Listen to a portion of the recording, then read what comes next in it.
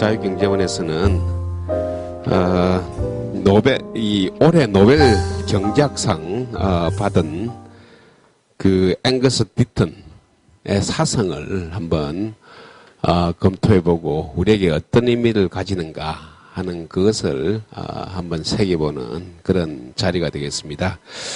그 자유경제원은 뭐 항상 이야기하는 것이지만 자유주의 시장경제를 우리가 추구해야 되는 사상, 이념으로 생각하면서 이 사상을 대한민국 국민들에게 전파하기 위해서 다각도로 노력하고 있는 이런 기관입니다.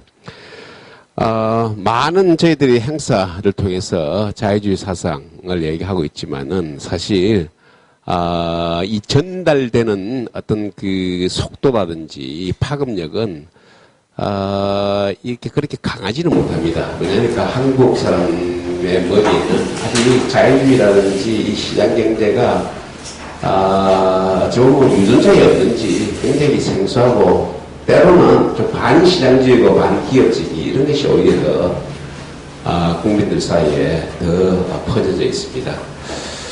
그런데 이제 이 노벨 경제학상 수상자를 발표하는 이때 보면은 저희들이 참 좋은 기회로 섰는데요. 노벨상은 다 알기 때문에 이때 받은 사람들의 사상을 통해 가지고 대체로 보면은 이 노벨상 수상자들은 이 자유경제원에서 추구하고 있는 이런 이념 사상하고 크게 괴리를 가지는 그런 경우는 좀 드뭅니다. 물론 간간히 좀 이제 테크닉 위주의 그런 경제학자들이 좀 이래 받는 경우는 있는데 올해는 굉장히 특별한 의미를 가지는 것 같습니다. 저도 전혀 예상을 못했는데요.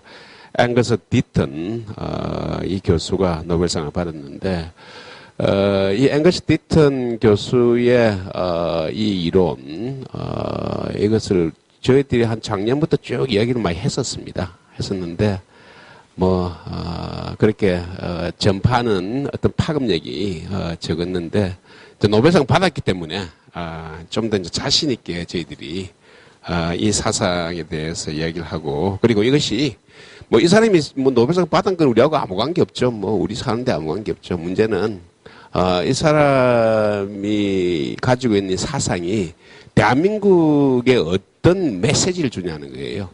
그 메시지라는 것은 많은 경우 정부의 역할입니다. 정부의 정책이 어떤 방향으로 되어야 되느냐 하는 그런 부분인데 그런 측면에서 한번 충분하게 우리 학구적으로 한번 리뷰할 만한 가치가 있다 이렇게 생각합니다.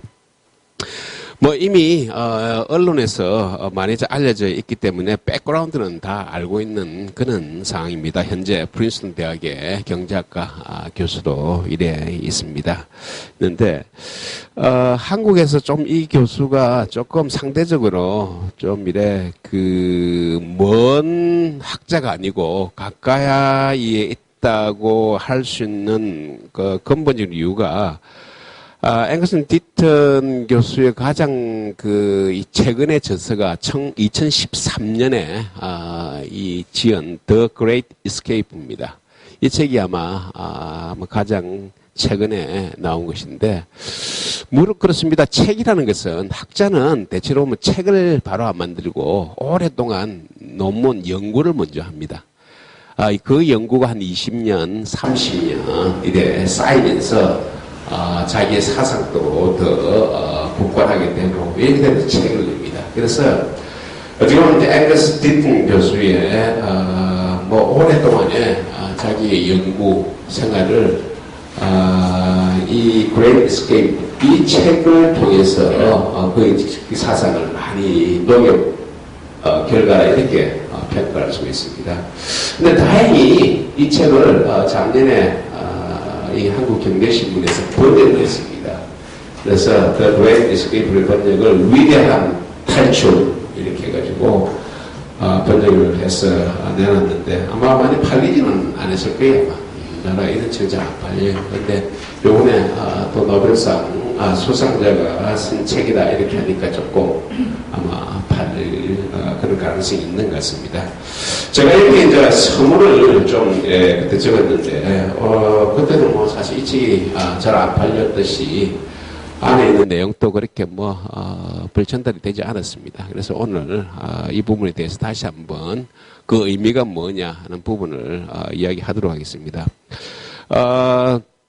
우리가 이 앵거스 디튼을 이야기할 때 가장 중요한 어찌 보면 덩치점에 있는 그런 학자가 피케티입니다. 토마스 피케티. 작년에 이 책을 번역한 이유도 바로 토마스 피케티가 워낙 전 세계적인 베스트셀러가 되고 전 세계적으로 많이 알려져 있기 때문에 학자는 학자의 그 결과를 통해 가지고 서로 어떤 논쟁을 할 수 있는 그런 부분인데, 근데 직접적으로 논쟁을 하지는 않았습니다. 했는데 저희들이 이 앵거스의 위대한 탈출 이 책을 통해서 이 피케티 이론을 많이 어떤 비판하고 이런 적이 있습니다. 자, 그래서 이 발제문에 제가 오늘 발제를 하기는 그렇고, 오늘 이 앵거스 디튼의 사상을, 제가 이야기하고, 그리고, 이 앵거스 디튼이 우리 경제학자로서 보면은 분야가 크게 마이크로, 미시경제하고 거시경제로 형식적으로, 가장 보편적으로 많이 나누는 방법입니다.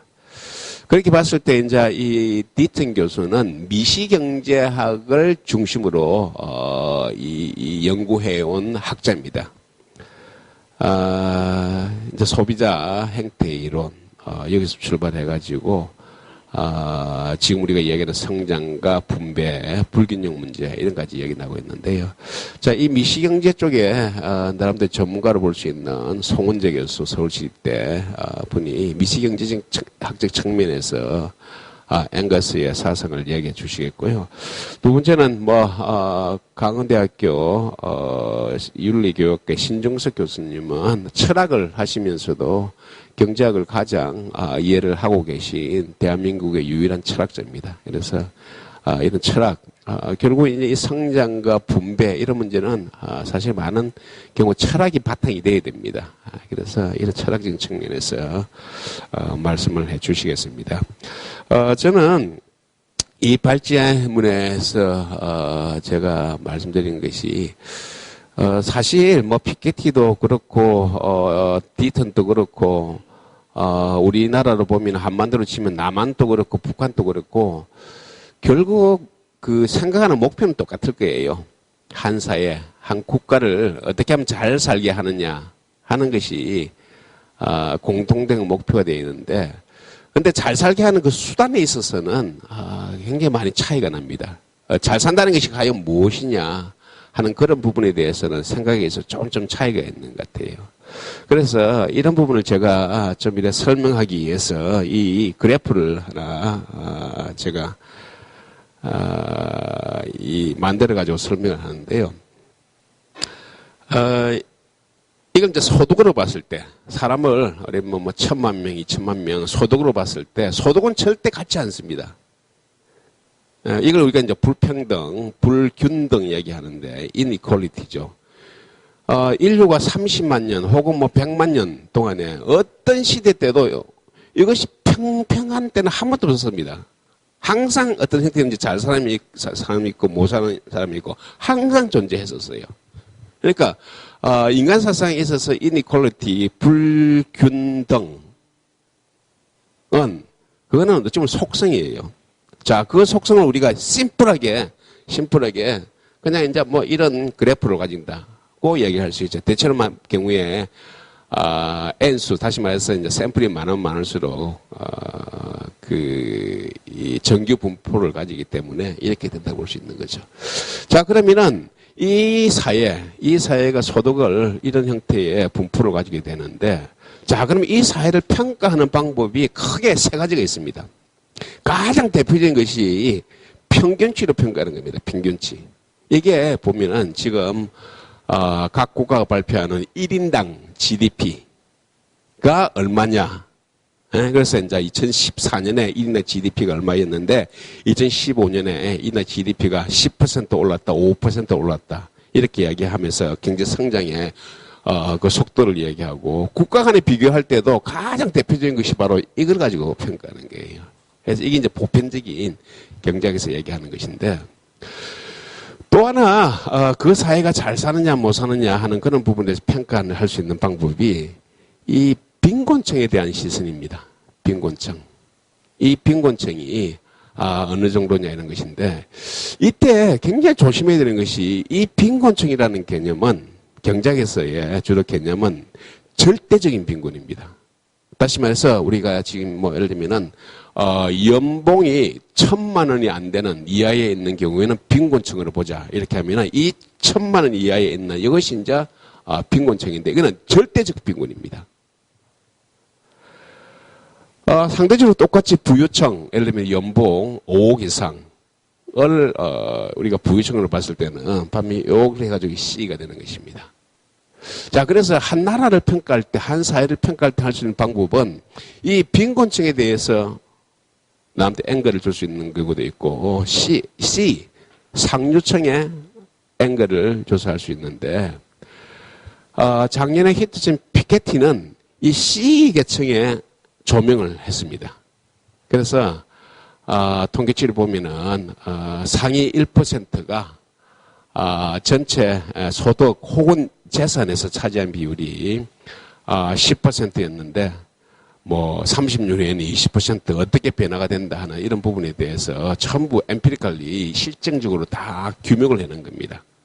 또 그리고 그것이 국제적으로 주요 선진국에 대해서 어떻게 변화를 가졌냐 하는 그런 부분에 대해서 상당히 다 보여줬습니다. 그러면서 실제로 이제 데이터 이 전체를 보여주지만은 피케티는 굉장히 조금 이래 이 파퓰리스트에게 사람들이 제일 관심이 많은 이 부분, 이 부분에 조명을 했습니다. 그래서 사람들이 열받게 되거든요. 그러니까.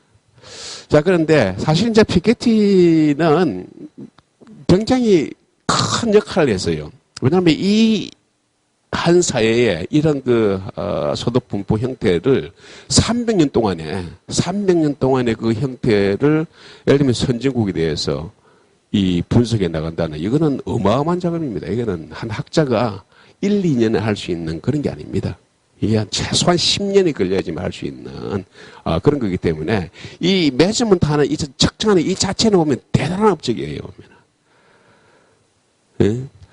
그런데 이제 문제는 이제 피케티는 여기에 자기 이론이 들어갔는데 이 이론이 나름대로 막스적인 그런 사상을 바탕하고 있죠. 여기 이제 앵글을 딱 이제 이렇게 비추다 보니까 이 너무 많다는 거죠. 자, 그래서 이 C계층에 쉽게 해가지고 세금을 80% 때려가지고 일로 넘기자는 거죠. 그래서, 여기서부터 이제 피케티가 이제 비판을 많이 받고 있는 그런 부분인데, 앵거스 디튼의 이 사상은 딱 하나예요. 딱 하나입니다. 지금 우리가 이제 이런 사회는 계속 발전합니다. 매년 발전하게 되는데, 대한민국의 이 그래프로 대한민국 1960년대라고 생각해 봅시다. 60년대. 그러면은 대한민국의 전체는 못 살 때죠, 그죠? 못 살지만 분명히 그때로 잘 산 사람이 있고 못 산 사람이 있었습니다. 자, 그런데 대한민국이 이제 50년이 지나고 나서 엄청나게 지금 잘 삽니다. 그럼 어떤 상태가 될까요?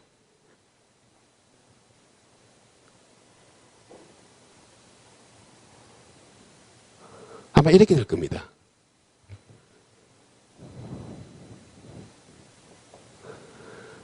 사회 자체가 엄청나게 발전했기 때문에 전체적으로 오른쪽으로 시프트 될 겁니다. 자, 그게 이제 우리 60년대 1인당 GDP가 1,000불밖에 안 됐는데 지금 1인당 GDP가 2만 불을 헐찍는 3만 불에 육박하고 있는 그걸 이렇게 보이는 것입니다. 자, 그런데 우리가 빈곤을 절대적 빈곤으로 형성해 보면은 선진국이라면은 여기에 있는 이 계층, 이 계층도 여전히 상대적으로는 못 씁니다. 상대적으로. 그것을 절대적인 관점에서 보면은, 절대적인 관점에서 보면 60년대에 잘 사는 사람들하고 생활 수준이 비슷할 수가 있습니다. 극단적으로 내가 표현하면. 자, 디튼 교수가 얘기하는 것은 빈곤에서 벗어나는 가장 좋은 방법은 성장이라는 겁니다. 성장하면은 이런 빈곤에서 벗어나는데, 그런데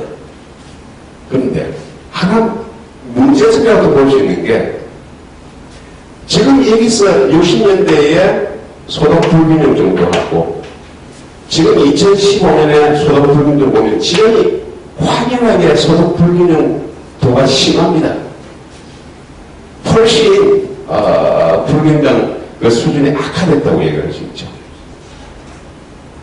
자, 그래서 디튼 교수는 기본적으로 불평등 그 악화된 이것이 뭐가 문제냐는 거예요.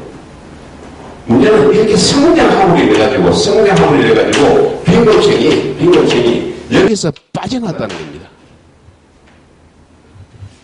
이게 이제 디튼 교수가 이야기하는 핵심인데, 그래서 이제 이 빈곤 계층의 이때의 실태가 어떻고, 그리고 지금 이때가 어떻고 하는 것을 전 세계에 특히 이제 개발도상국 중심으로 해가지고, 이런 소득도 있지만은, 그 건강 상태, 이런 데이터까지 해가지고 이제 실증적으로 보여준 거거든요.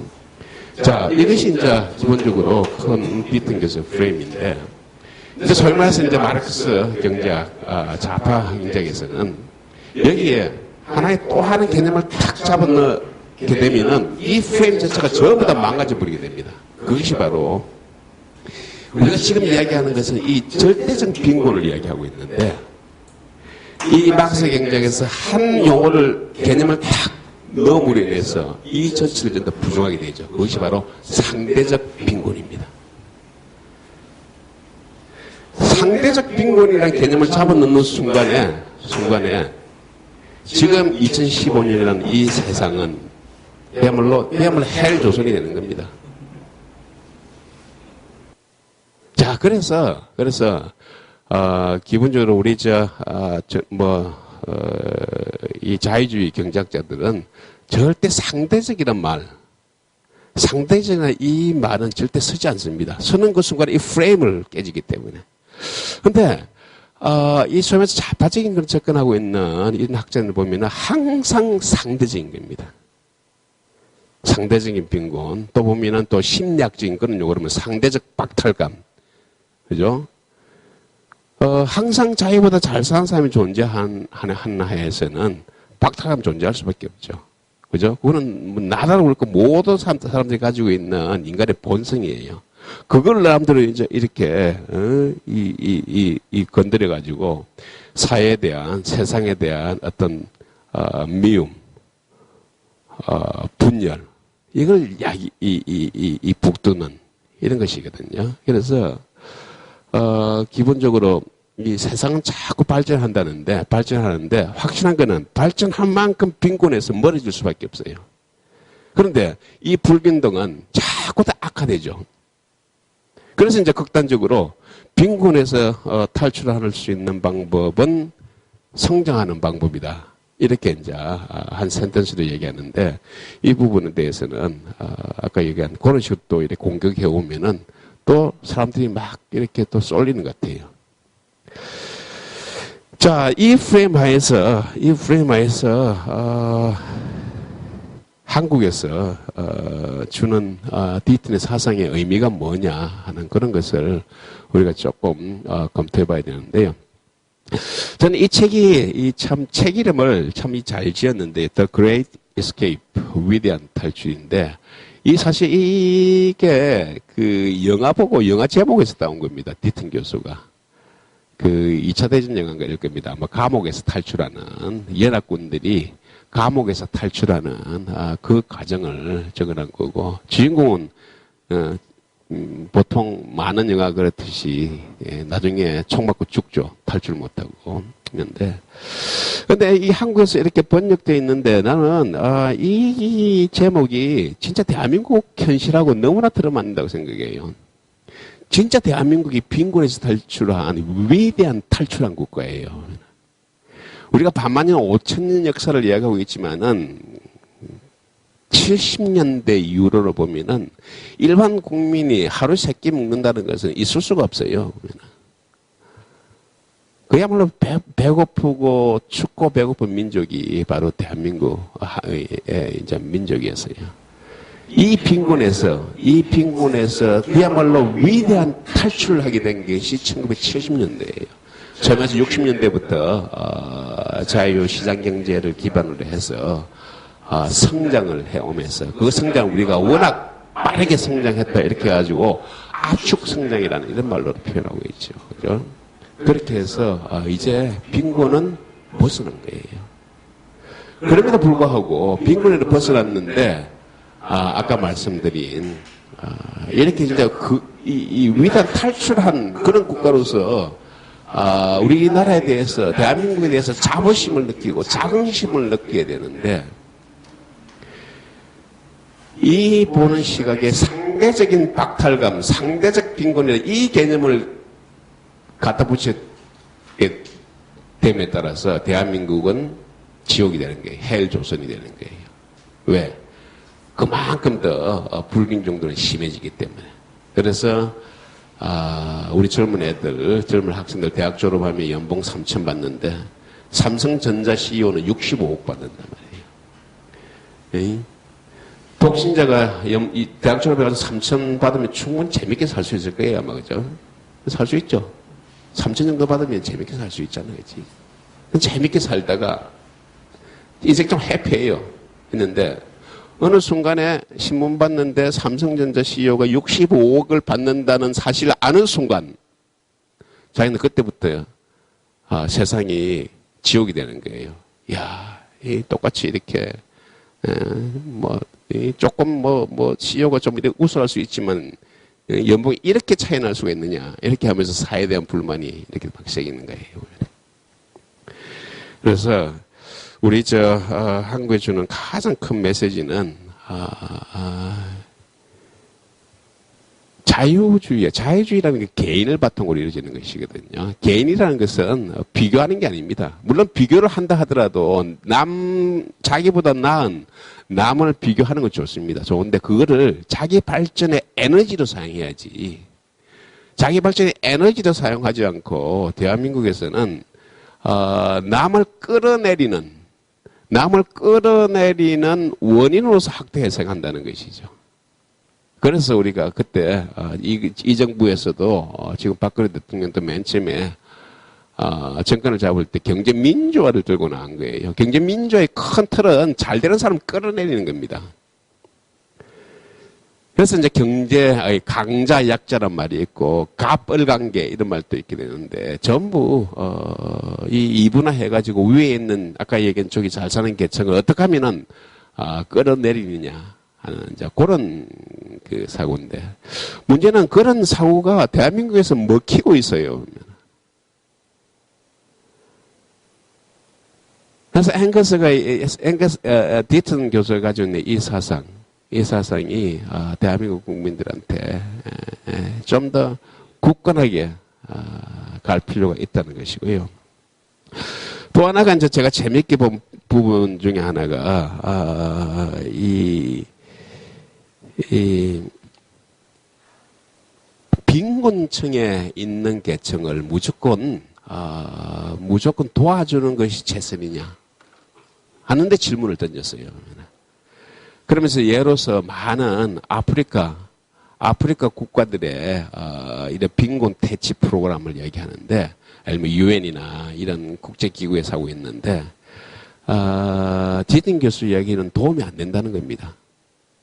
공짜로 뭘 많이 주게 되면은 절대 그 나라는 빈곤에서 탈출하려는 이 생각을 못 하고 있다는 거예요. 그냥 주니까 그냥 받아먹는 게 좋을 뿐이지 어떻게 하면 경제 발전을 할 수 있을까 하는 스스로의 자꾸 노력을 전혀 하지 있지 않다는 것입니다.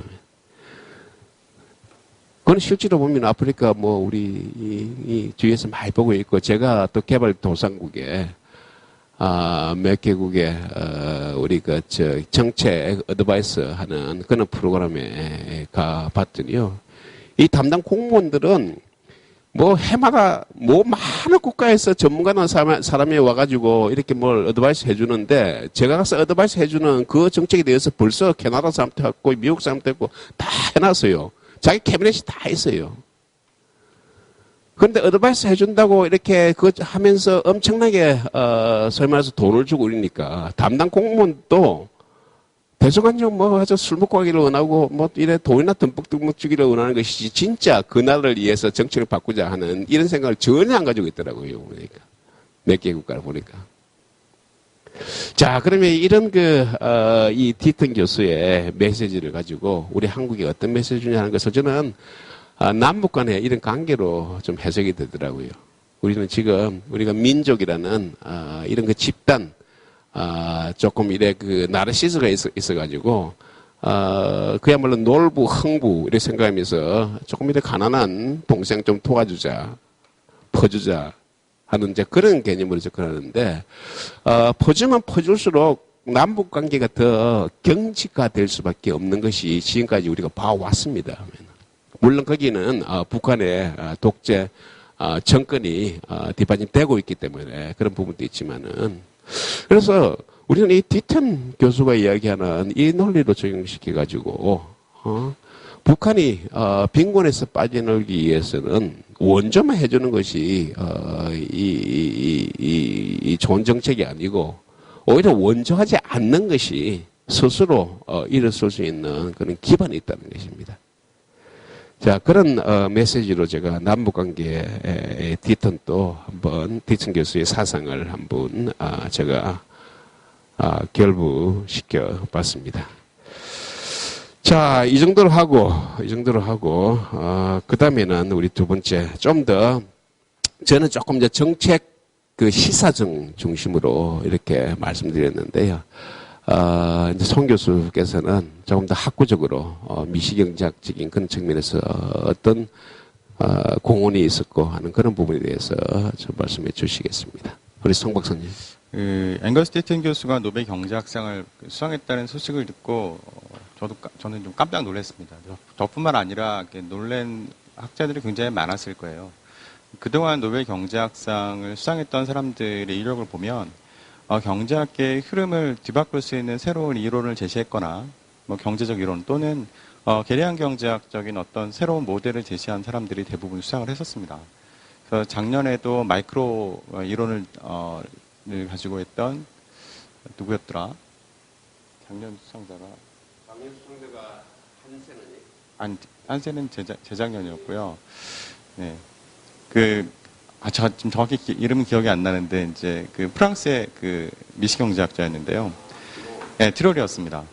그래서 올해는 아마도 뭐, 매크로나 아니면은 뭐, 파이낸스 아니면 그래도 계량 쪽에서 나오지 않을까 이렇게 예상을 했었는데, 예상을 뒤엎고, 미시경제학의 실증 경제학 분야에서 어찌 보면은 굉장히 큰 대가죠. 앵거스 디튼이 수상을 했습니다. 제가 알기로 뭔가 이렇게 실증 모델을 가지고 실증 경제학 그러니까 데이터를 분석해서 결과를 내놓고 어찌 보면 응용 경제학자라고 볼 수 있겠는데요. 이렇게 해서 노벨상을 받은 경우는 아마 처음이지 않을까. 제가 아는 선에서는 그런 생각을 해봤습니다. 저는 앵거스 디튼 교수하고 개인적인 친분은 전혀 없습니다. 예, 이분을 직접 만나본 적도 없고 이메일을 주고받은 적도 없습니다.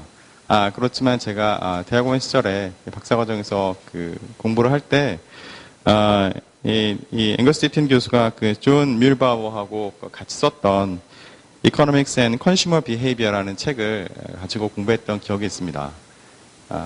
이게 아마 미시경제학을 대학원 수준에서 공부할 때 처음 소개되는 책 중에 하나고요. 근데 이제 이 책의 내용이 사실은 좀 어렵습니다. 그래서 모든 박사과정에서 이 내용을 전부 다 다루지는 않는데요.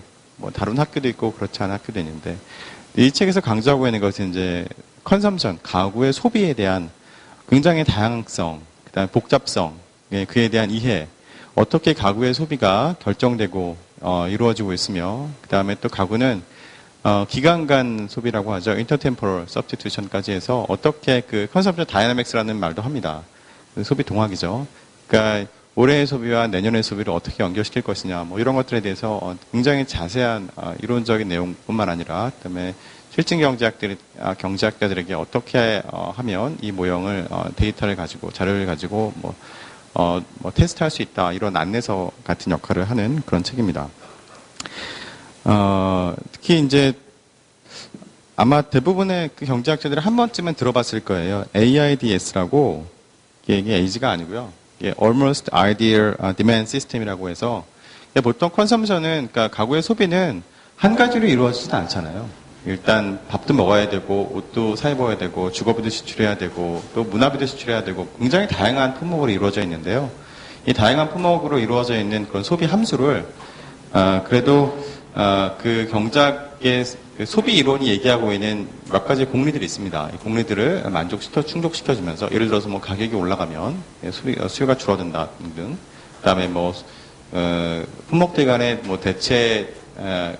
대체제이면은 대체제 가격이 오르면 그러면 다른 대체제의 수요는 더 증가한다 등등 이런 여러 가지 몇 가지 공리가 있는데 공리를 만족시켜주는 수요 함수의 어떤 시스템을 최초로 제안하고 이 모형을 이제 퍼블리시했던 그런 학자입니다.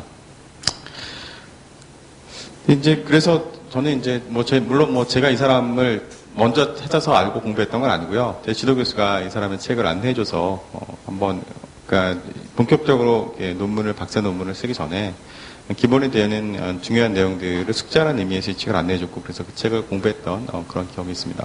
그 책을 보면서 실제로 이 소비라는 것이 굉장히 복잡하게 결정되는 것이구나라는 것을 이해할 수 있었고요. 그렇지만 그 안에 또 몇 가지 원칙과 규칙을 찾을 수 있구나. 그리고 그것을 갖다가 실제로 우리가 가구 설문 자료가 있거든요.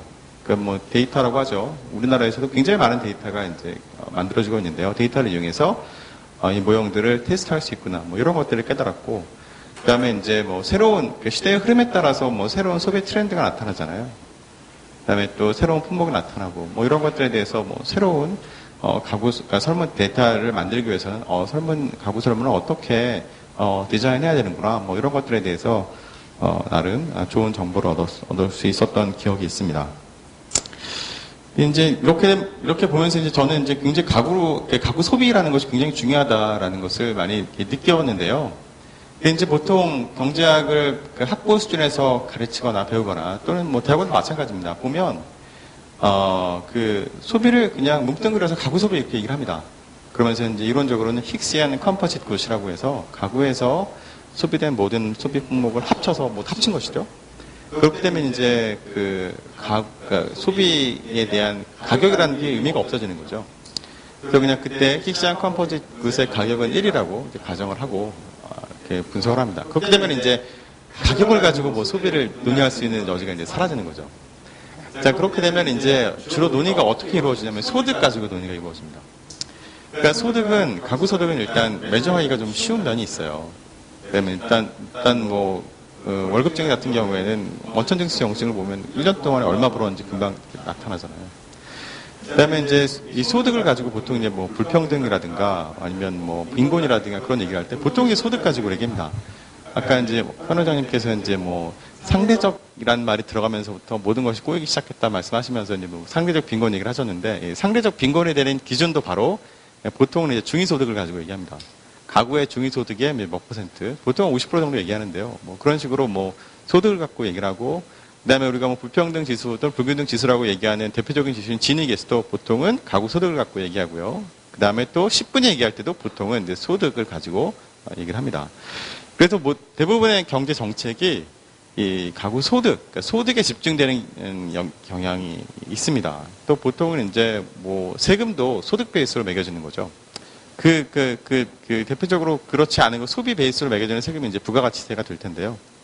또 부가가치세에 대해서는 간접세이기도 하고 사실은 역진성이 굉장히 높은 세금이긴 하지만 그만한 논의가 많이 이루어지진 않은데 이제 소득 가지고 이제 과세 표준을 변경해야 된다, 아니면 한계세율을 변경해야 된다는 등 그런 얘기들을 많이 합니다. 근데 이제 디튼 교수가 제가 볼 때 이 시대에 다시 주목받은 이유는 제가 볼 때 이 사람은 소득보다는 소비에 방점을 찍었던 그런 사람이었어요. 그러니까 실제로 똑같은 소득을 버는 두 가구가 있다고 쳐도 그 가구의 생활 수준, 그다음에 효용 수준, 후생 수준은 어떻게 소비하냐에 따라서 분명하게 달라질 겁니다. 예를 들어서 어떤 가구는 아버지가 뭐 술만 먹고 뭐 도박을 하고 그렇게 해서 소득을 다 탕진할 수도 있고, 또 어떤 가구는 그렇지 않고 뭐 부모님이 자녀 교육에 열심히 투자한다거나 아니면은 뭐 자녀의 건강을 위해서 특히 뭐 애를 쓴다거나, 그렇게 되면 두 가구의 그 후생 수는 완전히 달라지겠죠. 그러니까 빈곤이라는 개념도 그렇게 접근해야 된다는 것이 이제 디튼 교수의 접근 방식입니다. 따라서 얼마를 버느냐도 중요하지만 그것을 어떻게 소비하느냐, 여기에 대한 이해가 굉장히 중요하다. 그러니까 가구마다 어떻게 소비하느냐, 또 개발도상국에서 어떤 식으로 소비가 이루어지느냐, 여기에 대해서 면밀하게 분석하고 검증해야 된다라는 것이 이 사람의 주장 중에 하나이고요. 저도 굉장히 동의하는 부분이 있습니다. 이렇게 소득보다는 소비에 관심을 가지게 되면 맞춤형 정책을 펼 수가 있는 장점이 있습니다.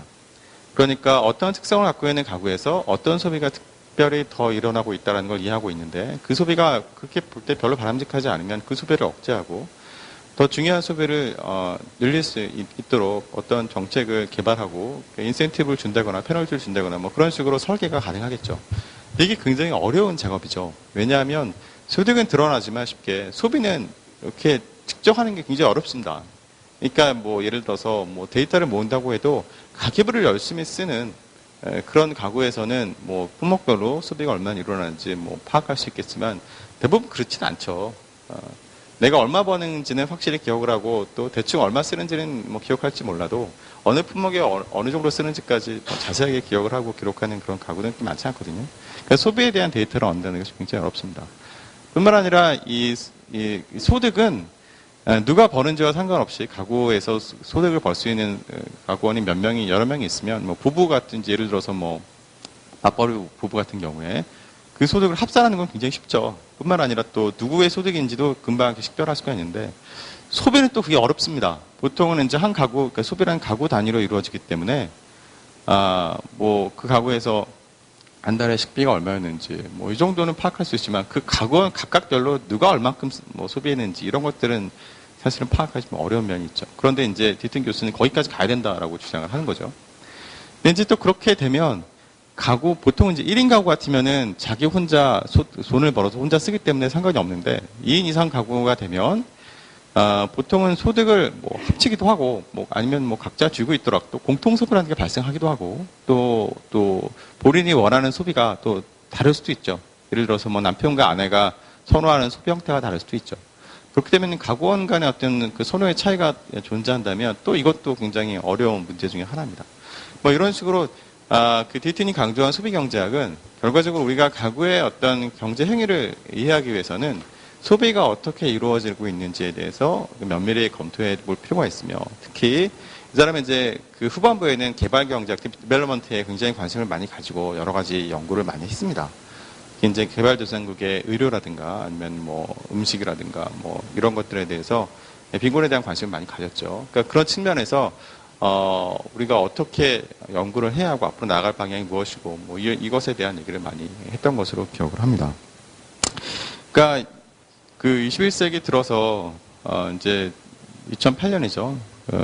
미국의 미국발 금융위기가 일어나고 아직까지 그 여파가 이제 사실은 뭐 다 없어졌다고 보기 어렵잖아요. 미국에서 아직까지 제로금리 정책을 유지하고 있는 것들도 그때 이제 뭐 미국 부동산 마켓이 급격하게 무너지면서 아직도 뭐 그 이전 상태로 회복했다라고 뭐 평가하기는 아직은 이른 것 같고요.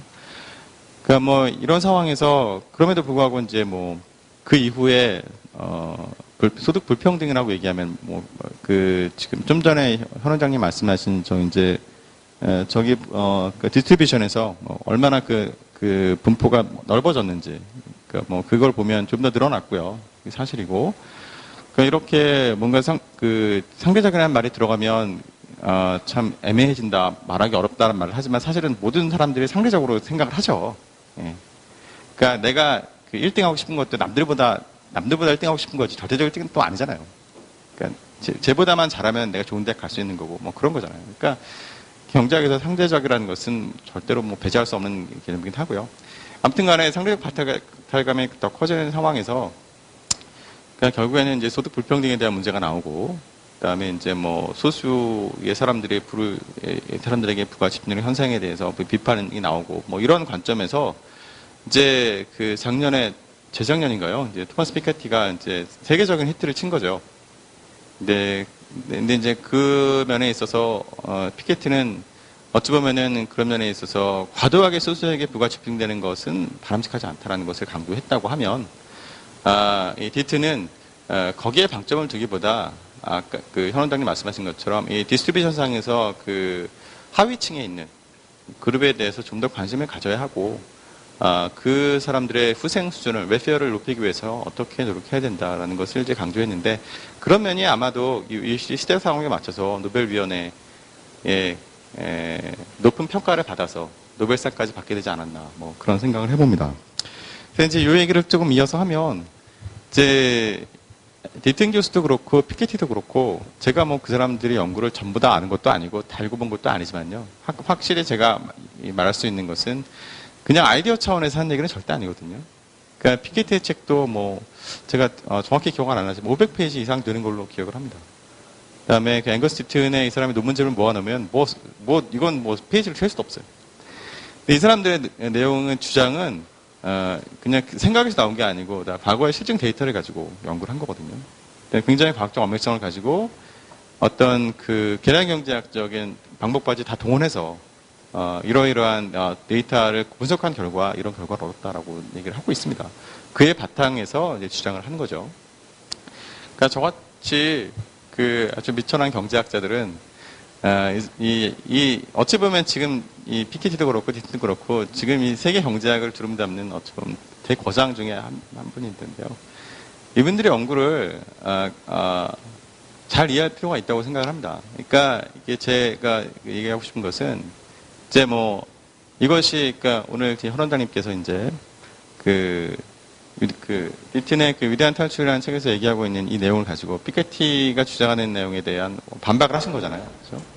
근데 이게 뭐 좀 더 생산적인 프로덕티브한 어떤 디스커션이 돼야 되겠다라는 생각을 합니다. 그러니까 무조건 상대방을 비판하는 논구로만 쓰기보다는 어찌 보면 두 주장은 굉장히 보완적인 관계가 있을 수 있다고 생각을 해요. 그러니까 지금 양 극단에서 어쩌면 한쪽 면만 강조할 수는 없는 거잖아요. 그러니까 상대적으로 굉장히 힘든 빈곤층에 속해 있는 사람들에 대한 관심과 그 사람들이 빈곤에서 벗어나기 위해서 노력하려고 한다면 굉장히 도와주는 그런 정책도 필요할 것이고, 한편으로는 굉장히 소수에게만 모든 것이 집중되는, 그렇게 되면 뭔가 내가 열심히 해서 저 사람들을 따라잡아야지 하는 의욕 자체가 사라지는 면도 있으니까 그런 것도 좀 방지하는 면도 좀 필요하다. 그런 식으로 해서 좀 양쪽의 얘기를 귀담아 듣고, 결과적으로 이제, 저도 현 원장님 말씀에 동의하는데, 우리가 궁극적으로 바라는 것은 뭐 행복한 사회 아니겠습니까? 좀 행복한 사회를 만들기 위해서 뒤 연구를 좀 건설적으로 바라볼 필요가 있지 않을까라고 생각을 합니다.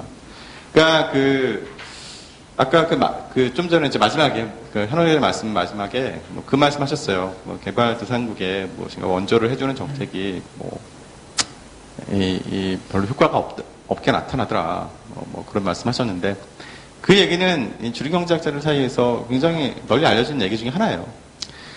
그러니까 예를 들어 설명하면 아프리카에 이제 말라리아가 아직까지도 있습니다. 그래서 말라리아는 이제 모기 때문에 이제 모기에 물리면 생기는 병이고, 그래서 말라리아를 퇴치하겠다라는 캐치프레이즈를 걸고 아프리카에 이제 모기장을 무료로 공급하는 사업을 많이 벌였었어요. 근데 그 결과가 지금 어떻게 됐냐? 두 가지예요. 하나는 그 나라에서 모기장을 만들어서 팔려고 했던 회사들은 다 망했어요. 그러니까 그 나라의 자생력을, 그 산업의 자생력을 죽이는 결과를 초래했고요. 그 다음에 모기장을 계속 주잖아요. 근데 모기장이라는 게 사실 소모품이거든요. 근데 이게 그러다 보니까 안 주면 이제 못 써요. 또 하나는 어떤 데는 또 계속 준대요. 그럼 모기장이 하나만 있으면 되지 그러니까 뭐 그 집에서 뭐 방이 몇 개든 간에 몇 개만 있으면 되잖아요. 남는 건 어떻게 쓰냐면 그걸 그물을 만들어 쓴답니다. 예. 그렇게 되면 결국 또 그물을 만들어 파는 회사도 망해요. 그러니까 그런 부작용이 발생을 합니다. 그러니까 결과적으로 이 앵거스 디튼이 얘기했던 강조했던 것 중에 하나가 소비에 대한 이해도 굉장히 중요하지만 한편으로는 그 이니퀄리티에 대한 것을 일단은 받아들일 필요가 있다는 얘기도 했어요. 그러니까 왜냐하면 그 안에서 이것이 뭔가 내가 여기에서 벗어나고자 하는 어떤 자생적인 어떤 에너지가 되기도 하고 동기가 되기도 하잖아요. 그죠? 그래서 이런 것들을 너무 부정적으로만 보면 안 된다는 얘기를 합니다. 그러니까, 근데 그게 그렇게 작동을 하려면 무상 원조는 사실 바람직하지 않죠. 이것이 미치는 네거티브 익스터널리티가 너무 크니까요. 그러니까, 결과적으로 이제 극단적으로 피케티의 어떤 이론을 가지고 극단적으로 얘기하는 사람들은 이렇게 얘기할 거예요. 부자들 굉장히, 소수의 부자들이 굉장히 많은 부를 갖고 있으니까 세금을 엄청 때려서 돈을 걷어서 가난한 사람들에게 나눠주자. 뭐 이런 말 할 겁니다. 물론 피케티가 그런 주장을 하는 건 아니고요. 근데 그렇게 되면 그것이 초래하는 부작용은 상상할 수 없이 크다라는 것이죠. 왜냐하면 이 사람들이 소비를 하는 과정은 굉장히 경제적 인센티브에 반응을 하고 그것도 어찌 보면 무상 원조라는 것은 소득이잖아요. 그죠? 그다음에 이 사람이 얘기했던 것들을 좀 연장선상에서 얘기하면 이런 얘기를 할 수 있어요. 사람들은 소득도, 그러니까 소비도 다양한 품목이 있는 것처럼 소득도 원천이 소스가 있습니다. 예, 근로소득처럼 내가 벌어서 열심히 일을 해서 버는 돈도 있을 것이고, 자본소득은 이제 임대를 해서 버는 돈, 아니면 뭐, 이전소득이라 그래서 정부에서 무상으로 받는 뭐, 이런 것들도 있을 수 있겠죠. 그러면 소득 원천별로, 소스별로 소비에 미치는 영향도 얼마든지 달라질 수가 있거든요. 내가 열심히 일해서 번 돈은 사실 아깝거든요. 그래서 저축을 좀 많이 하는 경향이 있습니다. 그러니까 제가 최근에 했던 연구 중에 하나인데요. 근데 무상으로 얹어받은 돈은 좀 많이 써요. 그 다음에 그래서 결국은 정부에서 돈을 많이 받으면 그걸 어디다 쓰느냐, 뭐 기부에 많이 씁니다. 예. 근데 뭐 그게 나쁘다는 얘기가 아니고, 그러니까 이런 식으로 소득의 원천에 따라서 소비도 영향을 받을 수 있다.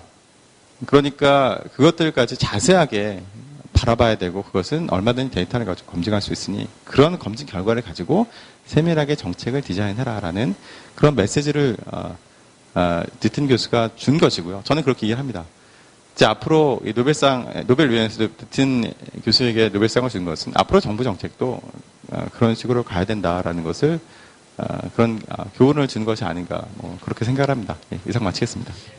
어제 갑자기 전화를 받고 오늘 새벽에 쓴 글입니다. 어제 또 강의가 있어가지고 그래서 뭐 이 책 지금 원장님 소개했던 이변 탈출이라고 하는 책하고 인터넷에 보면은 구글 들어가서 상당히 많은 자료가 뜹니다. 외국 유명 신문들이 평가한 것도 뜨고 뭐 해서 그런 기사를 보면 좀 더 피케티하고 이 디턴의 관계를 이해하는 데 도움이 될 것 같습니다. 제가 이 재밌는 거는 피케티도 그렇고 디턴도 그렇고 이 상당히 긴 시간을 추적한 것 같아요. 경제학자로서 과거 250년, 300년의 역사를 추적해가지고 상당한 정도 사실적 데이터에 기초해서 자기 주장들을 내세우고 있다고 하는 데서는 두 사람 다 공통점이 있는 거라고 생각을 합니다. 그런데 제가 얼마 전에 읽은 책 중에 이안 모리스라고 하는 스탠포드 대학의 역사학과 교수가 있는데요. 그 사람이 쓴 책이 왜 서양이 지배하는가라고 하는 책입니다. 그래서 그 책을 보게 되면은 우리가 짧은 기간을 살다 가니까 현재의 순간에 집중을 하는 경향이 있지만은 이안 모리스는 한 13,000년에서 15,000년 전의 동안의 역사를 추적을 합니다. 그래서 11페이지의 표를 읽는 걸 보면요. 인류 역사가 이 사람의 사회 발전 지수라고 하는 그걸 인덱스를 만들었는데, 거기에 있는 설명은 11페이지에 나와 있습니다.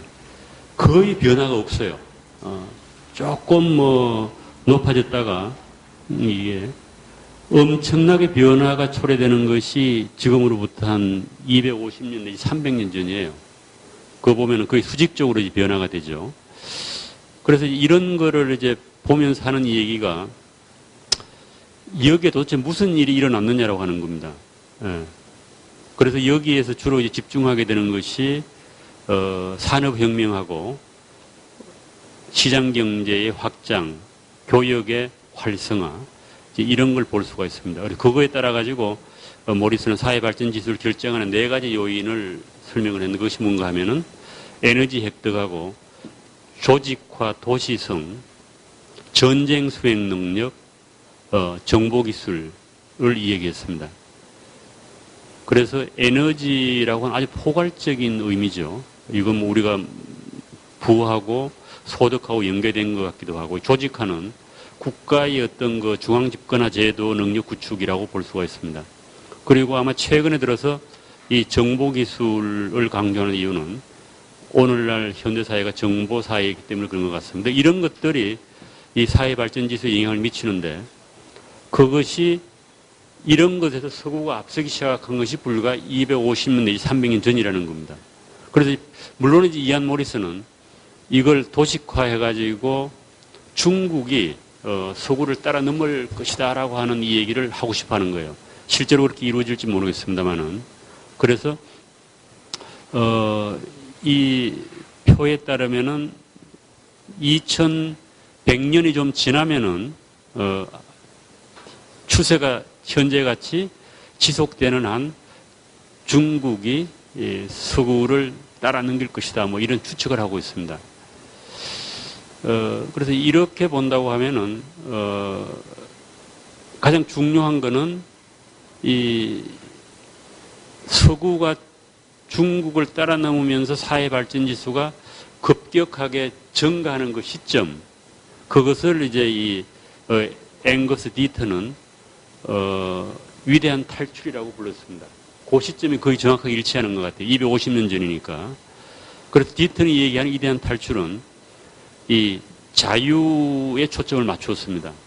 우리가 만족스러운 삶을 누리고 인생을 가치 있게 바꿀 수 있도록 어떤 일을 할 수 있는 상황을 의미하며, 자유라고 하는 것은 자유가 없으면은 기회를 빼앗긴 채 가난 속에서 건강한 삶을 누리지 못한다는 겁니다.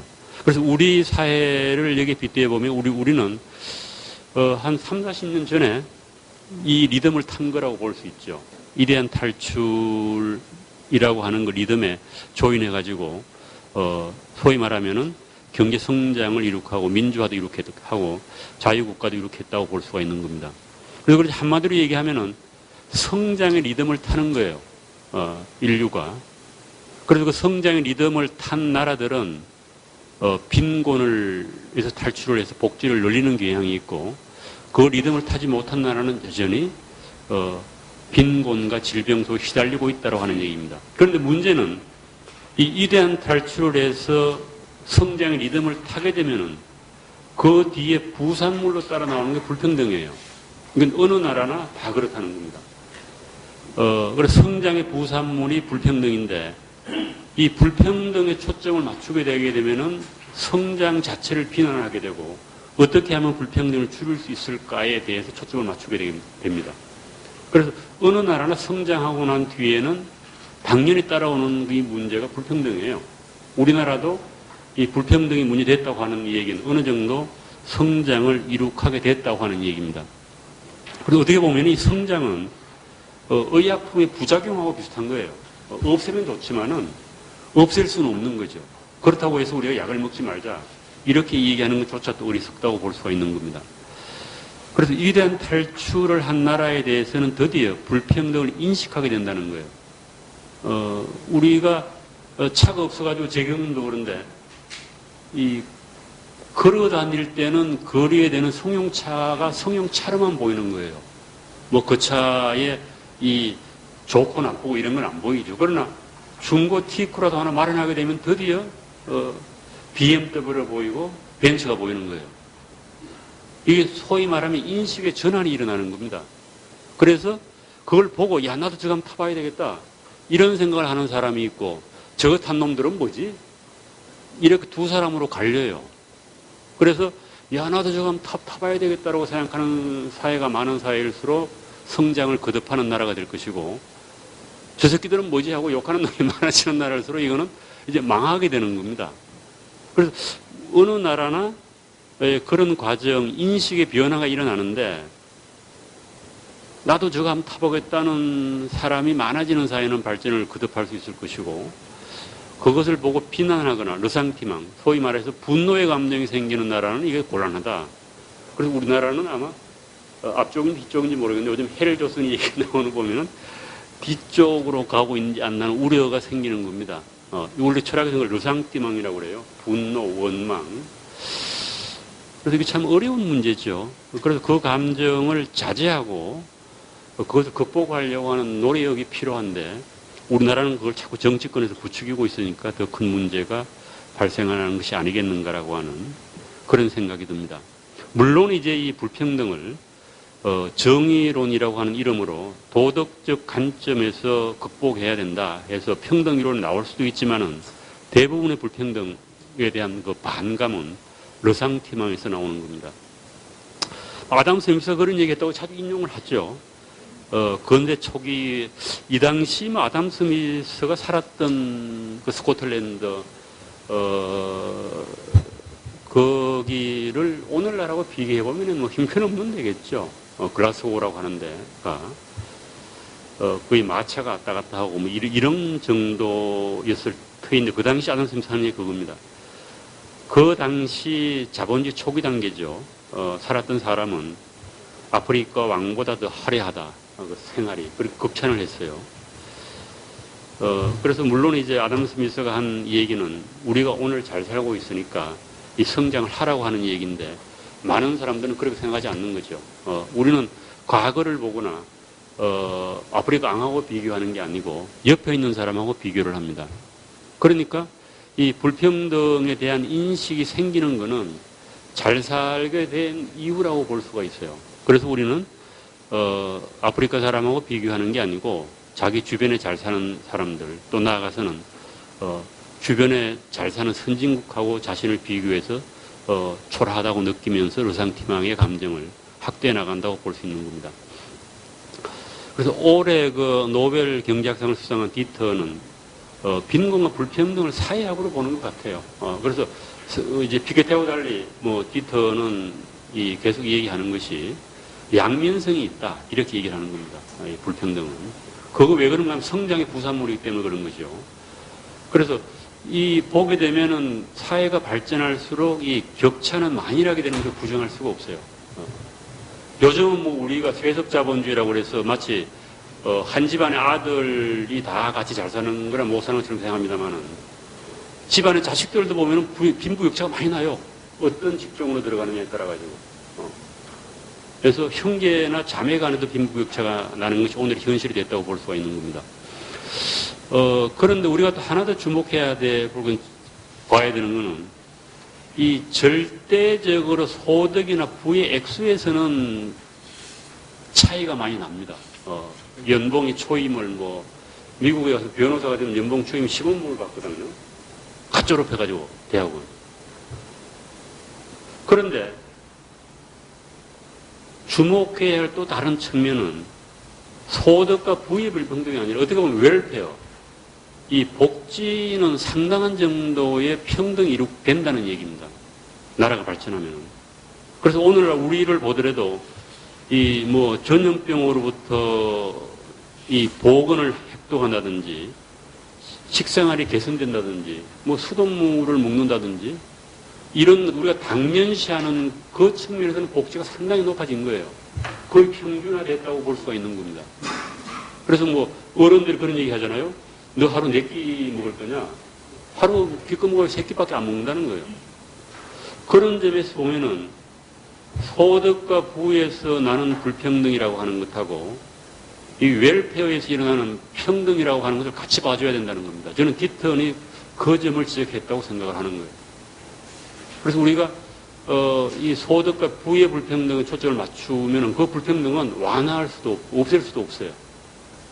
그러나 웰페어의 불평등을 보면 대단히 평등해졌다 이거는 우리나라로 보면 상당한 정도 평등해지고 오늘날 어떻게 보면 뭐 돈이 없어가지고 대학에 못 간다는 얘기가 나오지 않을 정도로 교육의 기여도 평등화 됐다고 볼 수 있는 이게 우리 사회에서 좋은 건지 나쁜 건지 모르겠는데 교육의 기여는 엄청나게 평등화된 거예요. 요즘 뭐 국가장학금 같은 거 웬만하면 다 받잖아요, 대학 가면은. 그래서 우리는 그 부와 소득의 절대적인 불평등보다는 이 웰페어에서 일어나는 평등에 주목할 필요가 있고 또 실질적으로 그렇게 얘기하잖아요. 우리가 일상적으로 먹고 사는 문제하고 연관해서는 100억 이상은 아무 의미가 없다는 겁니다. 실질적으로는. 100억 이상. 물론 100억 가진 사람이 많지는 않죠. 우리는 이제 그런 것에 대한 인식이 너무 약해가지고, 모든 것을 부와 소득의 불평등으로만 해석을 하려고 하는, 환원하려고 하는 그런 경향이 우리 사회는 강한데, 어떻게 보면 우려스러운 측면이라고 볼 수가 있는 겁니다. 그럼 디턴도 어떻게 보면 또 불평등이 갖는 사회의 순기능을 또 강조했다고 볼 수 있죠. 아까 그런 얘기예요. 우리가 딛고 타지만은 벤처를 타려고 하는 의욕을 불태울 수 있는 그것이 불평등의 순기능이라고 저는 생각을 합니다. 그리고 뭐 이거 아까 원조 얘기는 했습니다만 그거는 뭐 똑같은 것 같아요. 빈국과 부국 사이의 원조 문제에도 해당이 되고 또 같은 나라 안에서의 복지 정책에도 또 전 똑같이 해당이 된다고 봅니다. 이 문제는 세금과 재범의 시스템을 통해 불평등을 해소할 수 있는 믿음은 어느 정도 우리 반성이 필요하다. 뒤도 그런 얘기를 한 것 같아요. 그걸로 불평등 해소 안 된다는 겁니다. 그래서 물론 이제 이 디턴하고 피케티의 공통점도 많지만은 어떻게 보면 근본적으로 그것을 교정하거나 시정하려고 하는 데서 차이가 나는 이유는 피케티는 주로 선진국을 대상으로 해서 분석을 했고 디턴은 뭐 어떻게 보면은 이 개발도상국을 대상으로 해서 분석을 했기 때문에 그렇지 않은가 하는 생각이 듭니다. 그래서 이 중진국 함정에 빠져가지고 옴짝달싹 못하고 있는 우리 남한이라든지 또 아니면은 통일을 꿈꾼다고 얘기하잖아요. 북한과의 통일을 꿈꾸는 게 지금 필요한 것은 디턴의 어떤 위대한 탈출이 한 번 또 다시 양쪽에서 일어나는 게 아닌가 하는 저는 일어나야 한다고 저는 생각을 합니다. 그리고 이거는 뭐 다 이제 그 불평등을 순기능에 주목하든 역기능에 주목하든 모든 사람들이 경계하는 것 중에 하나가 이 경제적 불평등이 정치적 불평등으로 이어지는 거예요. 이거는 어느 사회나 다 심각한 문제라고 볼 수 있고 이거는 좌파나 우파나 공동적인 문제의식입니다. 디턴 인터뷰에 그런 얘기를 했더라고요. 부자들이 쓰는 대로 따라하는 나라가 돼서는 곤란하다. 그 얘기는 결국 부자들이 이 정치를 장악해가지고 국가의 질서를 마련하는 거예요. 그래서 그거는 어떻게 본다고 하면은 마르크스가 얘기했듯이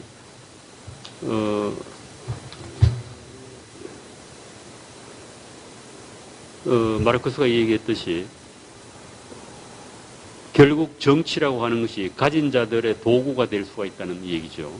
그렇게 되면은 더 나쁜 현상. 그거는 우파에서도 다 설명하는 거죠. 우파에서도 포획 이론으로 다 설명하고 하는 얘기입니다. 그래서 그렇게 되면은 어떻게 보면 정부가 가진 자들에게 포획이 되면은 새로운 봉건 사회가 도래할 가능성이 있다. 그리고 가장 극단적으로 그렇게 된 나라가 자본주의 국가가 아니라 저는 과거의 공산주의 국가고 현재 북한이라고 봅니다. 북한에서는 그 몇 사람 가진 자들이 모든 것을 결정하는 거죠. 그렇게 되면 국가는 가진 자에 의한 가진 자를 위한 권력으로 타락을 하게 됩니다.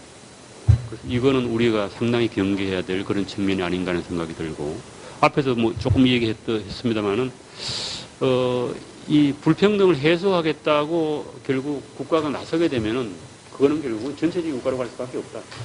그리고 결과적으로 전체주의 국가에 가서도 해결되냐 하면 그렇지 않다는 겁니다. 오히려 더 불평등이 권력을 가진 자들에게 쏠려서 더 심각한 사회 문제를 제기하고 있다. 이렇게 볼 수 있을 것 같습니다. 그래서 이거 맨날 뭐 하는 얘기 같기도 합니다만은 어떻게 보면 이제 이 우리가 인식의 전환이라고 하는 그런 측면에서 디턴이 상당히 기여할 바가 크지 않나 우리 사회에 저는 그런 생각을 하게 됐습니다. 감사합니다. 자, 오늘 뭐 두 분 이렇게 들으시면서 혹시 우리 저 경제학자 송 교수 좀 더 철학자 말씀 들어놓고 혹시 도움되는 그런 코멘트 추가할 거 없습니까? 없어요? 우리 신 교수님은 됐습니까? 예, 이 좋은 게 우리가 지금 시대가 이 좋은 IT 세상에 있기 때문에 이 동영상을 다 이렇게 한 1시간 좀 넘었는데요. 이렇게 한번 이래가지고 오늘 이 내용이 디턴 교수가 마침 대한민국을 도와주려고 그런지 모르겠지만은 노벨 경제학상 사무로 인해 가지고 대한민국의 생각하는, 대한민국 국민들이 생각하는 사고방식을 다시 한번 우리가 검토해보고 어떤 방향 나아가야 된다 하는 그런 부분에 있어서 좋은 하나의 스승이 될 수 있다 이렇게 생각합니다. 자, 하루 전날 오늘 모시겠다고 이렇게 부탁을 드렸음에도 불구하고 두 분 흔쾌히 오케이 하시고 또 이런 토론문까지 밤새서 이렇게 제공해 주신 데 대해서 다시 한번 감사드리고 그거는 결국 대한민국을 바로 만들자는 그런 입장에서 한 것이기 때문에 너무 섭섭하게 생각하지 마십시오. 이것으로 마치도록 하겠습니다.